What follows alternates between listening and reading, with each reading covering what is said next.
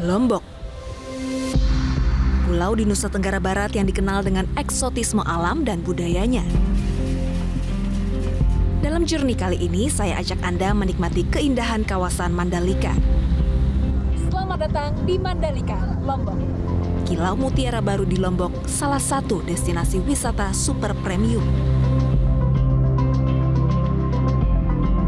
Hah? 201 juta? Melihat lebih dekat proses budidaya mutiara Lombok yang namanya telah mendunia. Serta menikmati suasana segar di kaki Gunung Rinjani, Sembalun. Sila pada Juk Sembalun. Bersama saya, Clara Verina, inilah Journey Way to Explore.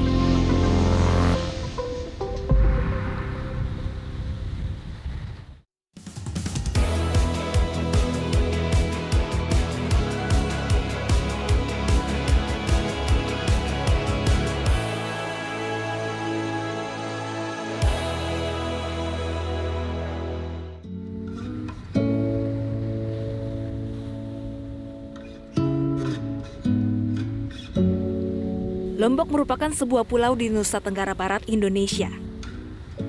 Waktu tempuhnya hanya 1 jam 50 menit dari Jakarta menggunakan pesawat udara. Pulau dengan ibu kota Mataram ini dikenal dengan keindahan pulau-pulaunya yang memukau. Sebut saja Pulau Gili Trawangan, Gili Air, dan Gili Meno. 3 pulau yang keindahannya menjadi daya tarik wisatawan domestik maupun mancanegara. Namun tak hanya memiliki pulau eksotis, pulau utama Lombok sendiri juga menawarkan pesona berbeda dengan paket lengkap mulai dari keindahan pantai hingga gunung. Tak ayal, pemerintah Indonesia menaruh perhatian khusus terhadap pengembangan infrastruktur Lombok, khususnya di kawasan Mandalika, untuk menjadikan Mandalika sebagai destinasi super prioritas. Untuk mendorong Mandalika Lombok sebagai destinasi wisata premium, Kementerian Pekerjaan Umum dan Perumahan Rakyat Republik Indonesia terus meningkatkan kualitas layanan jalan pada kawasan strategis pariwisata nasional Mandalika. Salah satu dukungan diberikan adalah pembangunan jalan akses bypass Bandara Udara Internasional Lombok menuju KSPN Mandalika. Pembangunan jalan akses bypass ini dilakukan sejak awal tahun 2020 dengan panjang 17 km yang terdiri dari 4 jalur, 2 jalur cepat dan 2 jalur lambat dengan lebar 50 meter. Jalan bypass ini memiliki tipikal desain overpass dan direncanakan siap pada akhir tahun 2020 yang nantinya akan mendukung pelaksanaan MotoGP di Mandalika pada tahun 2021. Sebelum pembangunan jalan ini, ada jalan existing antara lain ruas jalan Tanah Awu Sengkol sepanjang 5 km dan ruas jalan Sengkol menuju Kuta sejauh 10 km. Jika biasanya butuh waktu 40 menit dari bandara ke Mandalika, kini hanya butuh waktu 15 menit.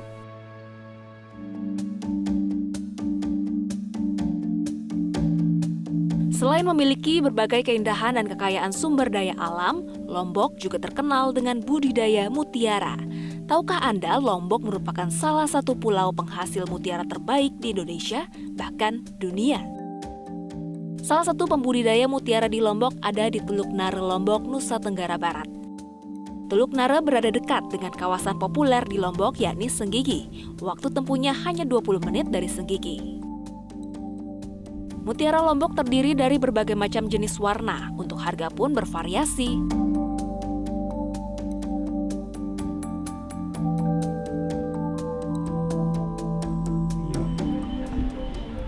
Hah?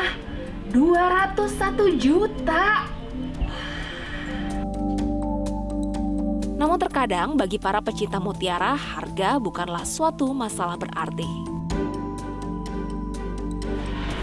Hai Mbak. Halo Pak, Clara. Mbak. Oke.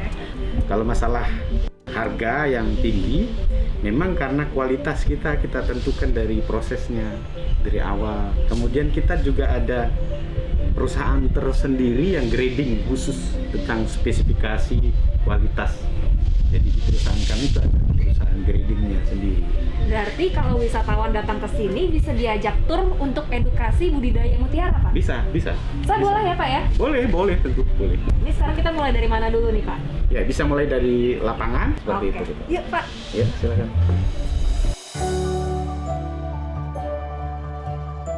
Nah, kalau biasanya kita diving melihat terumbu karang, kali ini kita diving melihat budidaya mutiara. Ada 3 metode budidaya mutiara. Budidaya mutiara di Teluk Nare, Lombok ini menggunakan metode long line atau garis panjang. Selain long line, ada pula metode rakit dan dasar laut. Satu garis dari ujung satu ke ujung berikutnya memiliki panjang 120 meter. Setiap gantungan ini diberi jarak 1 meter. Sehingga kurang lebih ada 120 gantungan di sepanjang garis. Namun dari kerang-kerang sebanyak ini, tidak semuanya mampu bertahan hingga menghasilkan mutiara yang cantik. Bayangkan, hanya 80% di antaranya yang mampu bertahan. Keberlangsungan kerang ini sangat bergantung pada faktor alam seperti kadar garam air laut, arus, pencemaran laut, dan predator. Sepanjang hidupnya, kerang hanya bisa menghasilkan mutiara sebanyak 3 kali.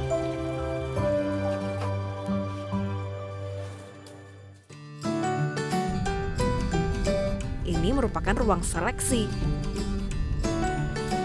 Di sini kerang melewati 4 tahap penyeleksian. Kemudian larva akan menempel di sebuah kolektor. Baru saat berusia 35 hari, kolektor ini akan diturunkan ke laut.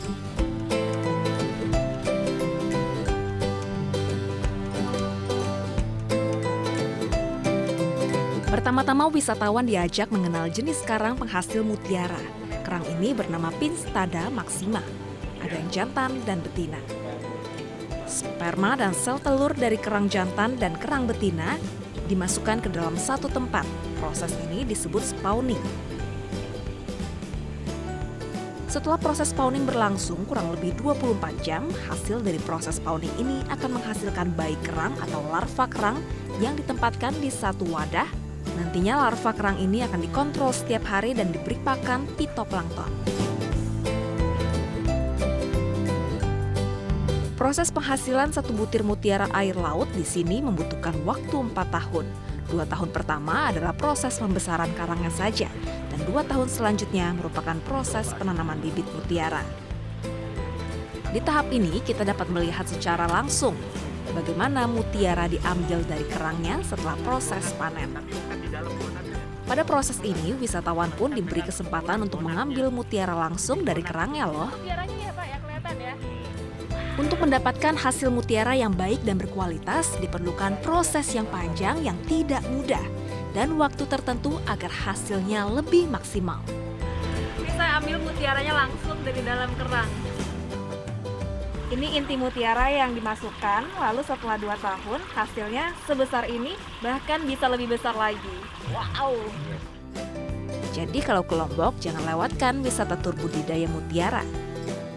Berwisata sambil menambah wawasan pengetahuan kita pastinya akan sangat menyenangkan.